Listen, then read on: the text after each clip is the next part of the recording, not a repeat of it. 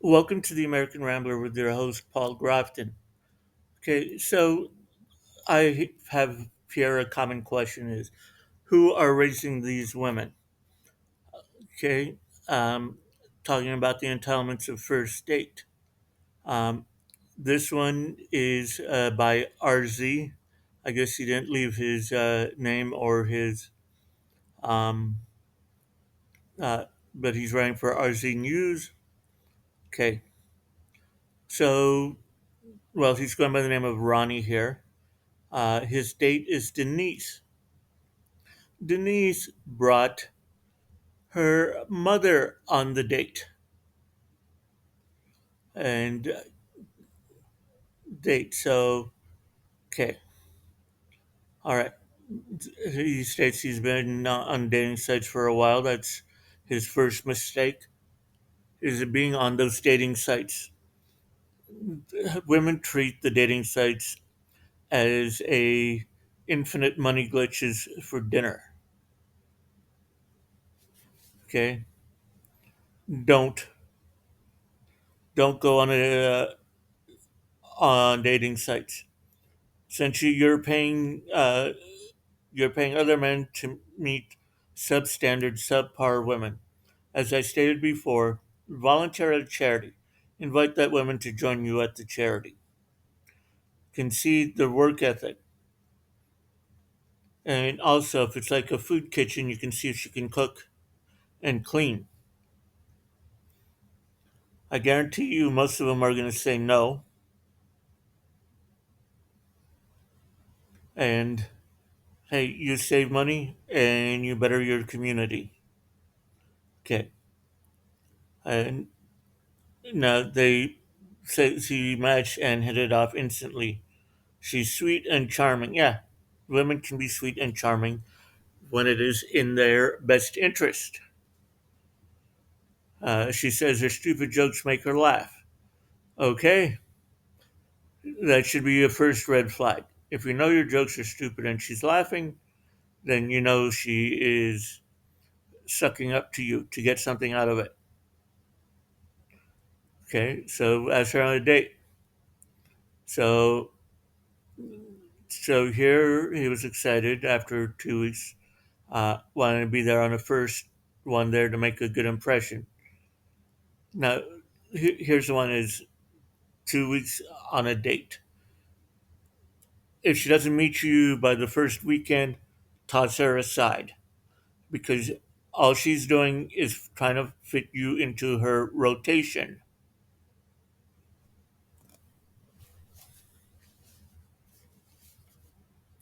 So I arrived early as always. It's a habit of mine waiting to be the first one there to make a good impression.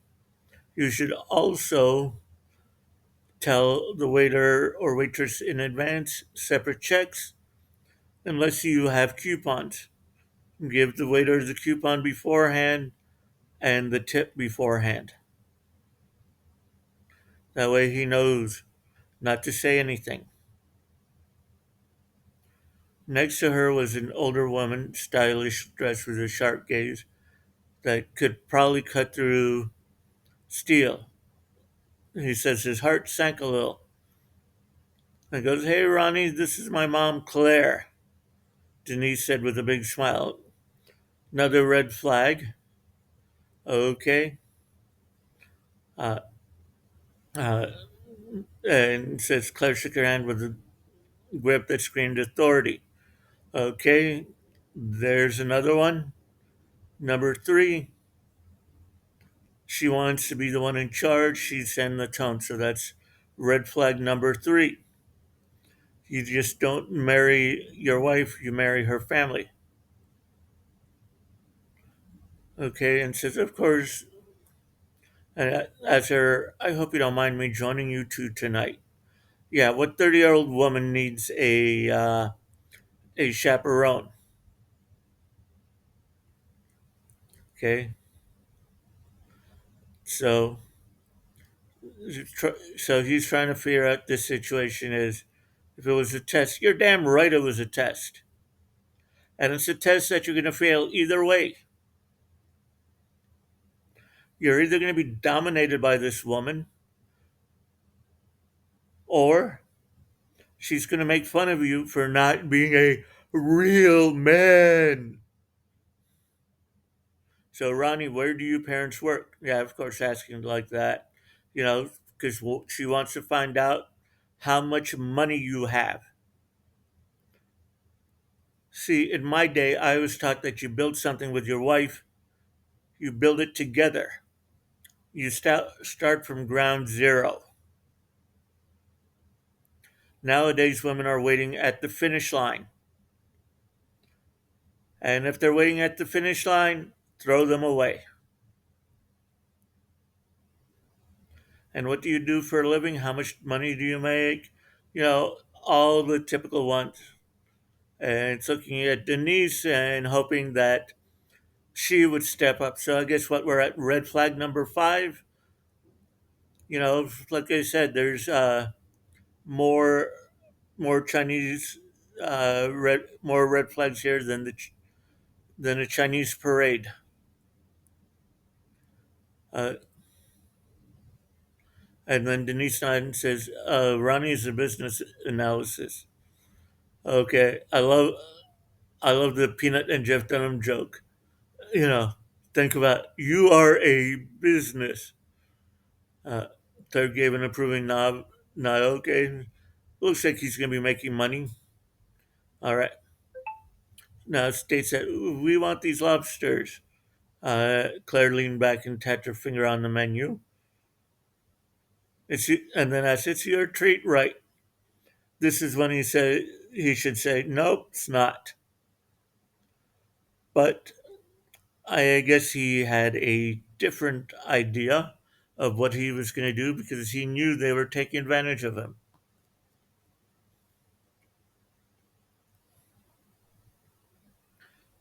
So he said, "Oh," he smiled broadly. "Oh, absolutely.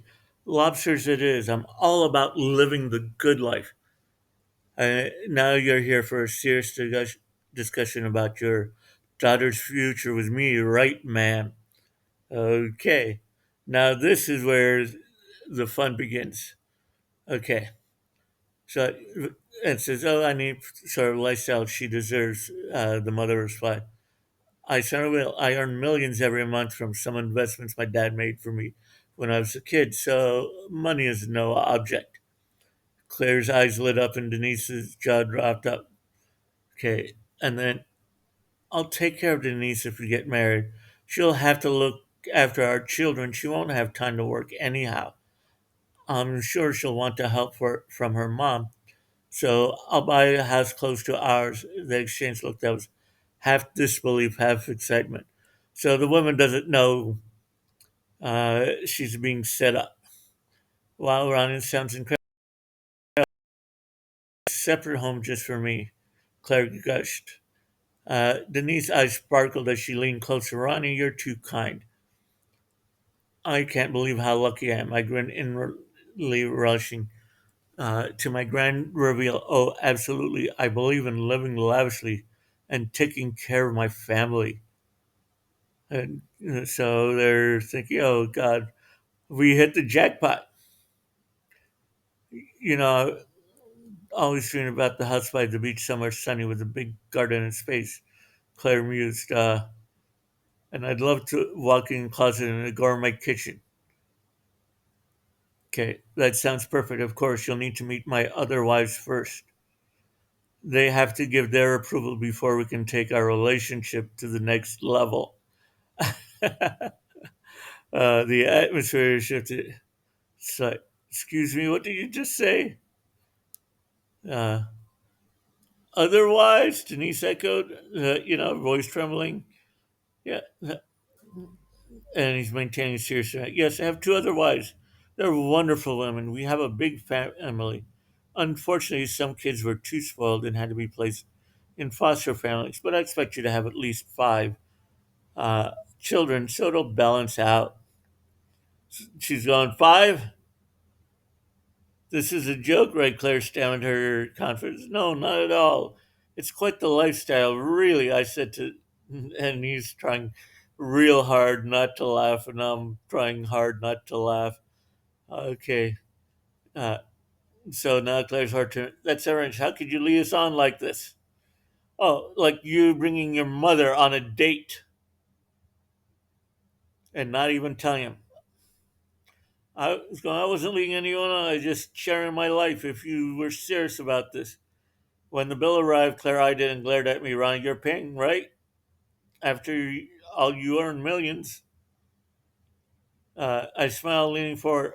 Oh, in my culture, women value their strength and independence. So I want you to give you this opportunity to showcase those qualities. I can't pay for you. uh, you it's going, you gotta be king. Denise finally burst out, her voice rising. No, no, no, this is your chance to prove your independence and strength, I replied, standing up and placing some cash for my meal on the table. It was lovely meeting you both as I walked away. I couldn't help but chuckle behind me. I heard them scrambling together, their thin, flustered voices rising. Outside, the cool night air felt refreshing. So he was like showing, okay, this is how you handle it. Handle it. Just putting, what would you do in this situation? For me, I would just walk out and not even bother. But fortunately, I already have my mate. So tell me what you would do in the comments.